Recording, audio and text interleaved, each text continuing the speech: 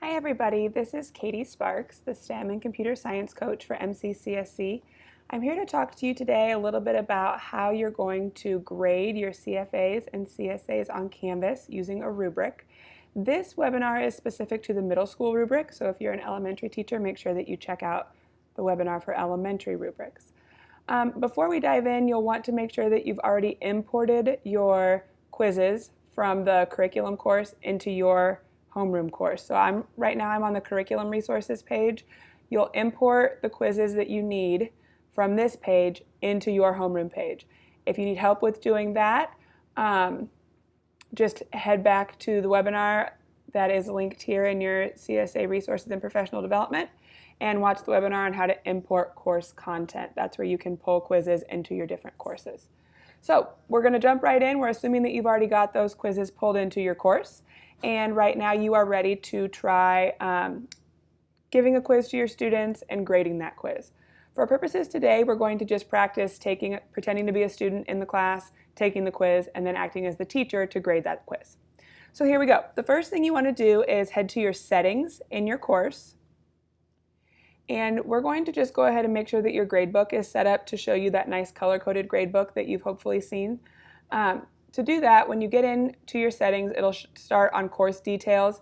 If you click up here on feature options and see the Learning Mastery Gradebook, just turn that on. You can also turn on the Student Learning Mastery Gradebook so that the students can see that same view. Learning Mastery is just where it takes the assessments and breaks them out by standard and shows the students how they're doing based on standard. And it shows them if they're approaching or if they're meeting expectations or if they're exceeding expectations. So we want to make sure these features are turned on. Okay, now we are ready to go into our quizzes. And you're going to find the practice quiz that you've imported, hopefully. Actually, I forgot a step. We want to do this in student view. So go ahead and click on Home. And when you're on your home page, you are going to want to go to Student View over here. This is what your students will see. And now we're ready to go to quizzes. And we're going to take this quiz as a student. You can see that I don't have any quizzes showing up. That's because I haven't published it yet. I did that on purpose so you would know how to publish, of course. So we're going to exit Student View. And I'm going to find that quiz that we're going to practice with. It's called Practice Assessment for Grading. And I just hit this Publish button over here. Okay, now we are going to head home. We are going to go to Student View.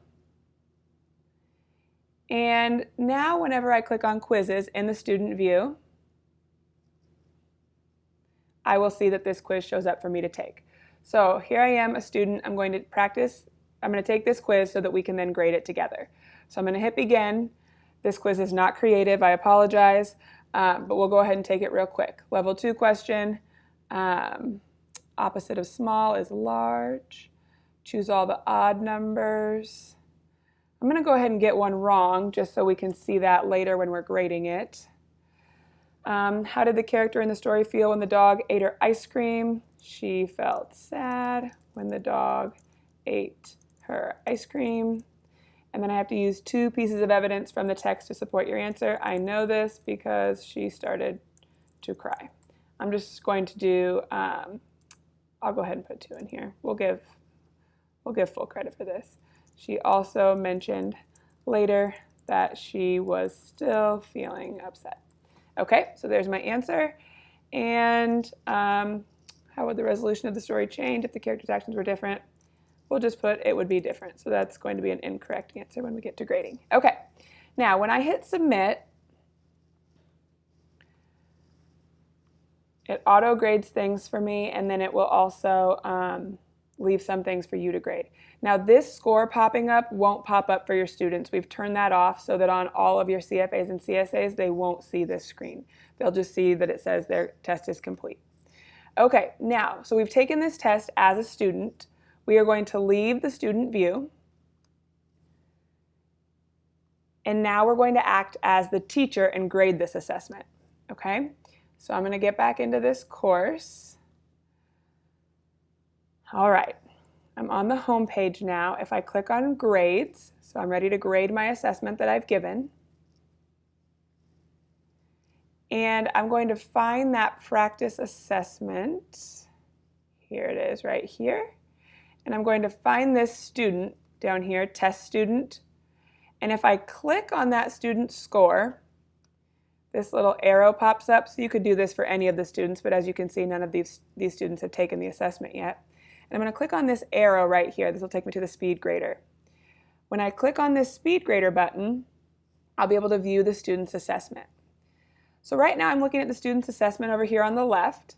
If I click on View Rubric over here on the right, I can view the assessment and the rubric side by side. Sometimes you can pull this over. Mine's being kind of finicky. Yours might work better. But you can sometimes pull this over if you want to see more of the rubric. So I'm going to go ahead and start grading. So to do this, to grade with the rubric, I look at the level 2 question. They got it right. So did they get the level 2 question right? Yes. I just click the yes button. If they get it wrong, you just scroll over here and click no. Okay. Whoops, I accidentally jumped to the next student. Sorry about that. We'll get back in there. So again, I go to grades. I find the assessment, click on the score, click on the arrow, click on speed grader.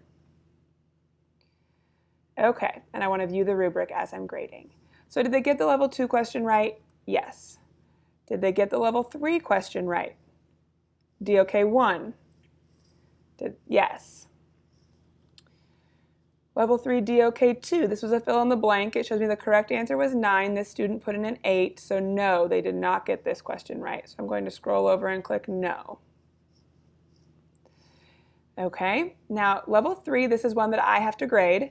So I'm going to read the answer. If it's right, I can click correct, wrong, incorrect. So we're going to say this one's right.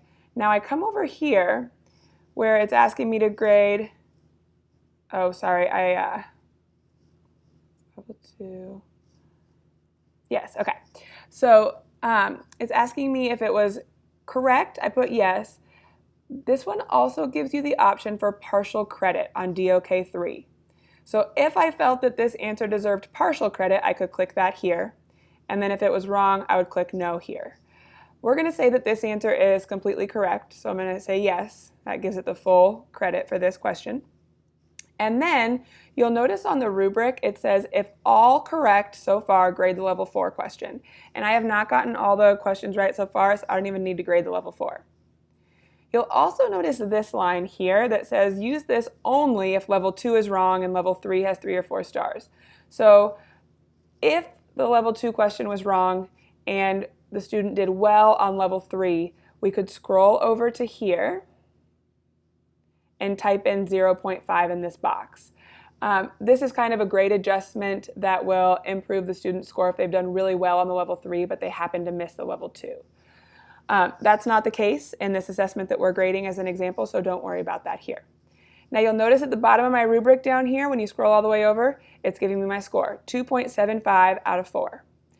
And then I just come over here. This is the standard, RL 2.1. I just assigned a random standard to this assessment so you could see what it looks like. And I click on 2.75. That's the score for this student. Then I hit submit. And that score has been saved for this student. Sorry, save first and then submit. Now, to get to the next student, you would just use these arrows up here. You can see this student hasn't submitted anything, but this is how you would get to the next student. And you would continue to see assessments here, and you would just click rubric and go through the rubric like we did together. Now, when you click up here on this little gradebook icon, it will take you back to your gradebook. And you can scroll over and see that assignment and the newly updated score. You can also click on Gradebook here and click on Learning Mastery. And you will see for this gradebook, you can hide the outcomes with no results. You can even hide students that don't have any results. So now we're just looking at the test student. You can see that they've got a 2.75 out of 3, which puts them at near mastery. So they're color-coded as orange. If you wanted to see all of your students, you could do it like this and they would all be color-coded. Now, if you give multiple assessments with this learning outcome linked to it, the RL 2.1, it will continue to put your scores in this column. So it really is separating out your data by standard. So now we've graded this assessment. Assuming that all the students in here had actual grades, we could look at a breakdown and see how they did. Obviously, we've only had one student take this assessment, so 100% of them got a 2.75. But this is some good data that you could use. You can also sort your data, so you can look at only students that have exceeding mastery, or you could look at only students that are near mastery. You could look at only students that are well below or near. That would be all your students that are below grade level. So it's great for kind of grouping students and figuring out what students need and how they can get some differentiated instruction as well. So that's how you would practice the assignment if you want to do something like that. If you don't feel the need to practice taking the assessment as a student, you can just jump right into the grading directions and grade using that rubric. If you have any questions, feel free to shoot me an email. My email address is kesparks@mccsc.edu. Thanks, everybody.